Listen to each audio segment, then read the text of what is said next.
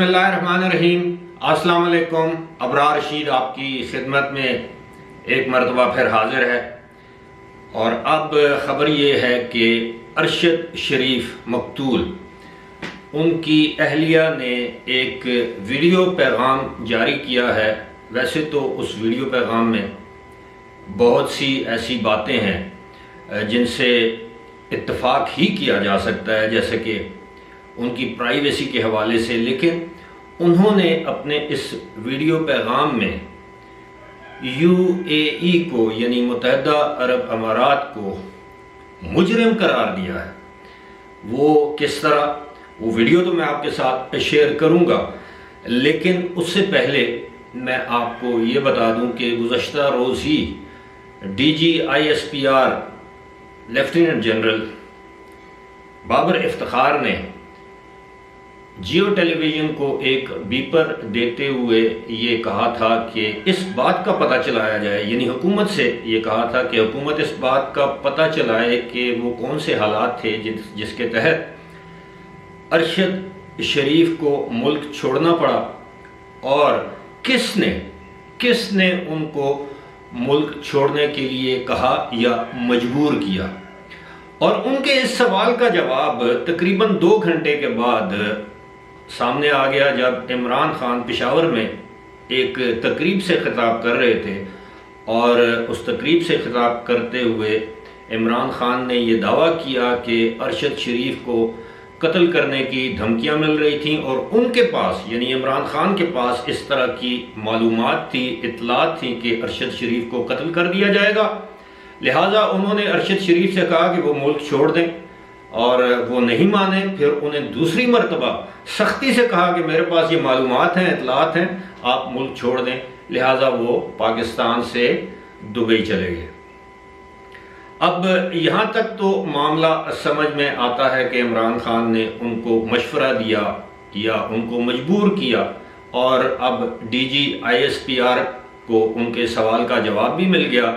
اب اس پر inquiry committee یا inquiry commission بیٹھے گا، ظاہر ہے اس میں عمران خان کو بھی طلب کیا جا سکتا ہے کہ وہ بتائیں کہ ان کے پاس کون سی معلومات تھیں، ایسی خفیہ معلومات جس کے تحت انہوں نے ارشد شریف کو یہ وارننگ دی، جو کہ معلومات حکومت کے پاس نہیں تھیں، اور اس وارننگ کے بعد ارشد شریف پاکستان سے دبئی چلے گئے۔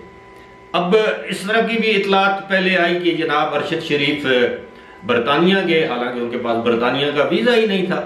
اب یہ پہلے آپ یہ ویڈیو ملاحظہ کیجئے جس میں ارشد شریف کی اہلیہ اپنا پیغام لوگوں تک پہنچا رہی ہیں۔ جس کی اسیسینیشن ہوئی ہے، it was a target killing. Please highlight this. We need justice for Arshad.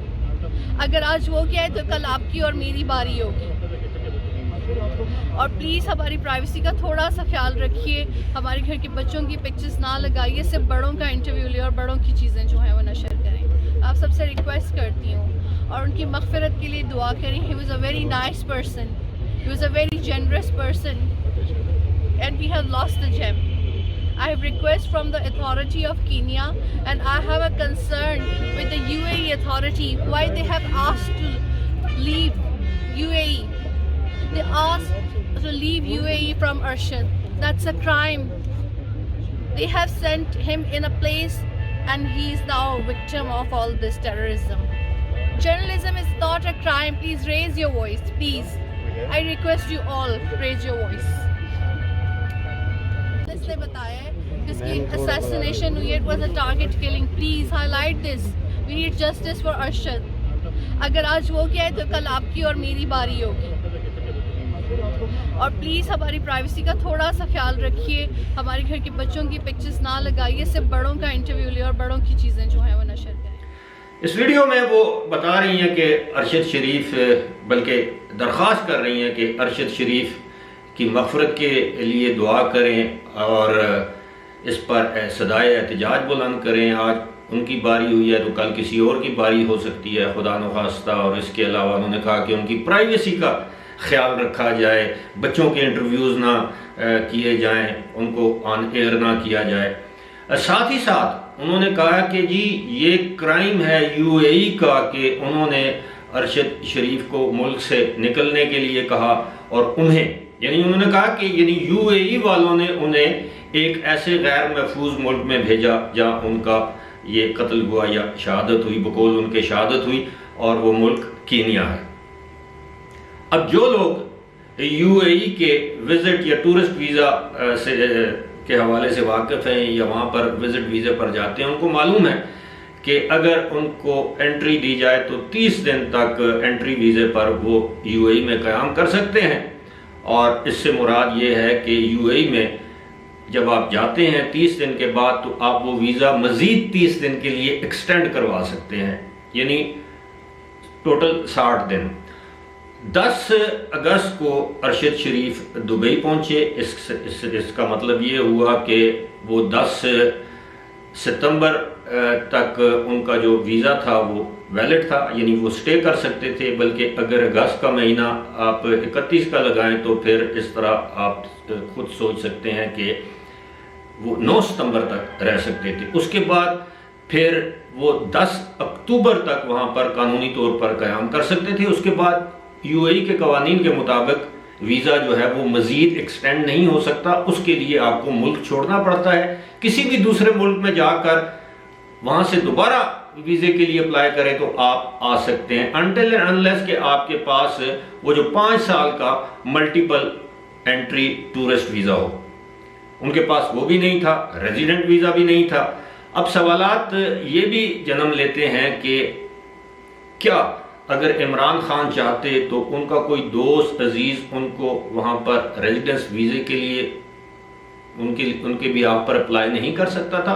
کروڑوں اربوں پتی لوگ ہیں، ان کے جو سابق جو مالکان ہیں ARY کے سلمان اقبال، اور ان کا بہت بڑا سیٹ اپ ہے، وہ وہاں پر ان کے ویزے کا بندوبست کر سکتے تھے، یا ان کو عمان وغیرہ بھجوا سکتے تھے، عمان کا ویزا لگوا کر، اور دوبارہ وہ UAE میں داخل ہو سکتے تھے مزید 1 مہینہ، اور پھر اس کے بعد 1 مہینہ۔ یہ کوئی اتنا مشکل معاملہ نہیں تھا۔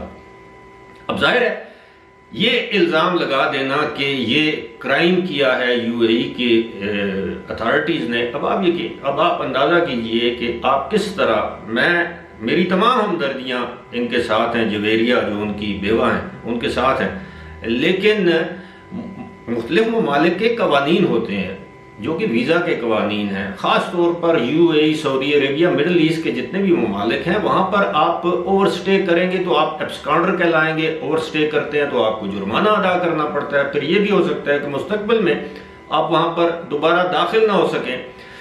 تو اس لحاظ سے اب میں سمجھتا ہوں کہ 1 یا 2 دن میں UAE کی جانب سے، عام طور پر وہ اس طرح کرتے نہیں، لیکن چونکہ یہ ہائی پروفائل کیس بن گیا، ارشد شریف کے قتل کی تحقیقات کے لیے امریکہ کے اسٹیٹ ڈپارٹمنٹ نے بھی بیان دے دیا ہے، عالمی صحافتی تنظیمیں بھی میدان میں آ چکی ہیں، یہاں تک کہ اب اقوام متحدہ نے بھی کینیا کی حکومت سے مطالبہ کیا ہے کہ اس کی غیر جانبدارانہ تحقیقات کروائی جائیں۔ اب تحقیقات کا انتظار کرنا چاہیے، اور مجھے کم از کم کوئی حیرانی نہیں ہوگی اگر آنے والے 1 یا 2 دنوں میں UAE کی اتھارٹیز کی جانب سے کوئی وضاحتی بیان سامنے آ جائے، کیونکہ اب UAE کی گورنمنٹ پر ڈائریکٹ جو ہے وہ بلیم لگایا ہے کہ وہ اس کرائم میں شامل ہیں، یعنی انہوں نے کوئی کرائم کیا ہے اپنے ملک سے ارشد شریف کو نکل جانے کا کہہ کر۔ اگر ان کا ویزا ایکسپائر ہو رہا ہے تو obviously ان کے ویزے میں ایکسٹینشن مزید نہیں